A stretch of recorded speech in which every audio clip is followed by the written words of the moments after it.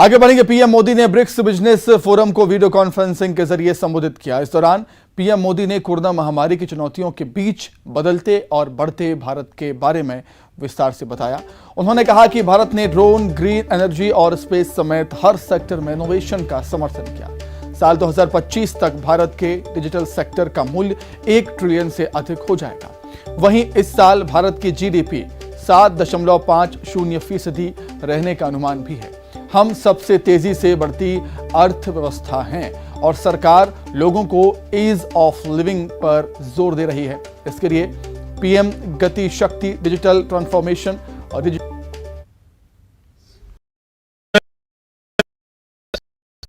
भारत में हो रहे इस ट्रांसफॉर्मेटिव बदलाव पर एक स्टडी कर सकता है।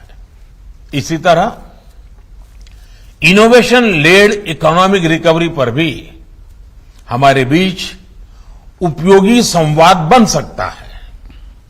मेरा सुझाव है कि ब्रिक्स बिजनेस फोरम हमारे स्टार्टअप्स के बीच नियमित आदान प्रदान के लिए एक प्लेटफॉर्म विकसित करे। वहीं सीएम शिवराज ने उज्जैन से चुनाव प्रचार का शंखनाद कर दिया। सीएम ने सबसे पहले उज्जैन में बाबा महाकाल के दरबार में मत्था टेका और इसके बाद सीएम ने रोड शो भी किया। रोड शो में बड़ी संख्या में बीजेपी कार्यकर्ता और आम लोग शामिल हुए। सीएम ने पार्टी के प्रत्याशियों के लिए जन आशीर्वाद रैली को संबोधित भी किया। कार्यक्रम में प्रदेश अध्यक्ष वीडी शर्मा भी मौजूद रहे। सीएम ने अपने संबोधन में कांग्रेस को घेरा और कहा कि कांग्रेस ने सभी योजनाओं को बंद कर दिया था। बजट की कमी का रोना रोकर, लेकिन बजट की कोई कमी नहीं है। सीएम शिवराज ने कहा है कि कांग्रेस के दौर में उज्जैन कस्बे की तरह दिखता था, लेकिन बीजेपी के शासनकाल में उज्जैन का विकास हुआ है और आगे भी होता रहेगा।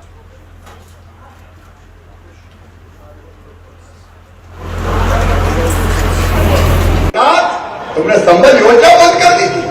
अरे 15 महीने क्या आगे दादा, सारी योजनाएं बंद। बताओ जब कमलनाथ मुख्यमंत्री थे कोई काम उज्जैन में हुआ क्या विकास का? सारे काम बंद। कमलनाथ कहते थे मैं क्या करूं, मामा खजाना खाली कर गया। यही कहते थे, मामा खजाना खाली कर गया। मैं कहीं उठ के ले गया था कमलनाथ।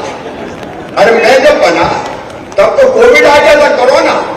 टैक्स आना बंद, दुकान बंद, बाजार बंद, बिजनेस बंद, कारखाने बंद, ठेला नहीं मिल रहा था। लेकिन इसके बाद भी बताओ गरीबों के लिए मैंने कमी आने दी क्या? वो कहते थे हमारे पास पैसे ही नहीं है। और आज महाकाल बाबा की कृपा से मैं आपसे कहता हूं, मामा के पास पैसा की कमी ही नहीं है। उज्जैन में सीएम के प्रचार के दौरान 2 अनोखी तस्वीरें देखने को मिली। सीएम के प्रचार के दौरान चाय वाले ने चाय पिलाई सीएम को, तो वहीं एक बुजुर्ग महिला ने सीएम शिवराज को फूलों की माला दी। तो टीवी स्क्रीन पर आप 2 तस्वीरें देख रहे हैं। उज्जैन में शंखनाद किया है, उज्जैन से शंखनाद किया है सीएम शिवराज ने देखा चुनाव के प्रचार का। और चुनाव प्रचार के दौरान 2 अनोखी तस्वीरें देखने को मिली। एक तस्वीर में आप देख सकते हैं किस तरीके से एक चाय वाले ने सीएम शिवराज को चाय दी और उन्होंने चाय ली भी और चाय को पिया भी। दूसरी तस्वीर में देखिए किस तरीके से एक बुजुर्ग महिला ने बड़ी ही विनम्रता से फूल माला दी सीएम शिवराज को और सीएम शिवराज ने भी उनकी फूल माला को यहाँ पर स्वीकार किया।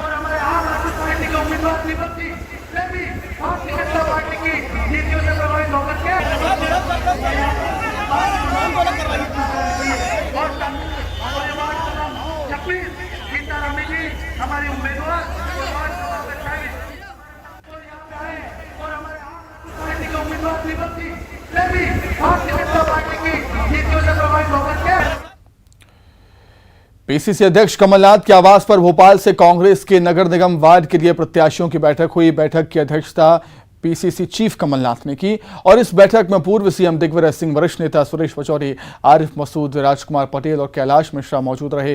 कांग्रेस की महापौर प्रत्याशी विभा पटेल भी बैठक में मौजूद थीं। इनके अलावा कांग्रेस के सभी पार्षद प्रत्याशी भी बैठक में मौजूद रहे। इस बैठक में निकाय चुनाव में संगठन की एकजुटता और पार्टी के प्रदर्शन की रणनीति पर चर्चा हुई।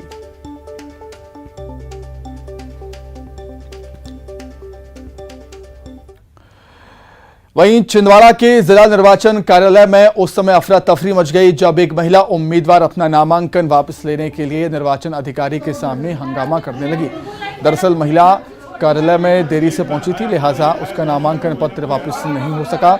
लेकिन इस दौरान महिला प्रत्याशी बार बार कहती रही कि उसे चुनाव नहीं लड़ना है, उसे अपना नामांकन वापस लेना है। महिला ने कहा कि वह अपनी बच्ची को लेने चली गई थी, इसलिए उसे देर हो गई। आपकी भी बच्ची होगी सर, मैं बच्ची को लेने चली गई थी, मैं चुनाव नहीं लड़ूंगी सर, प्रस्तावक तो मैं चुनाव नहीं लड़ूंगी। प्रस्तावक का क्या, अच्छा प्रस्तावक का क्या रोल है सर, ये बताइए। मैं चुनाव नहीं लड़ूंगी। वहीं देवास में नाम वापसी के आखिरी दिन कलेक्ट्रेट में काफी गहमा गहमी का माहौल रहा। बागी उम्मीदवारों के नाम वापस लेने के लिए बीजेपी जिलाध्यक्ष, कांग्रेस जिलाध्यक्ष और विधायक गायत्री राजे पवार ने कमान संभाली और दोनों पार्टियों से कुल 26 बागी प्रत्याशियों के नाम वापस लिए गए। नाम वापस लेने वालों में बीजेपी के बागी उम्मीदवार दिलीप बांगर की पत्नी आशा बांगर ने महापौर पद से अपना नाम वापस लिया।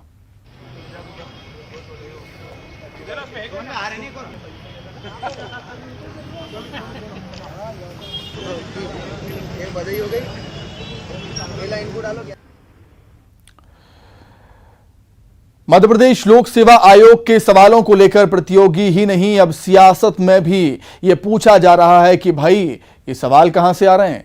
कश्मीर को लेकर उठे सवाल पर बवाल अभी थमा भी नहीं था कि लीजिए एक और सवाल आ गया। अब पूछ लिया गया कि कांग्रेस सम्मेलन को शिक्षित भारतीयों का वार्षिक मेला किसने कहा। चुनावी माहौल में इस सवाल ने बीजेपी को सियासत का मौका भी दे दिया। देखिए रिपोर्ट।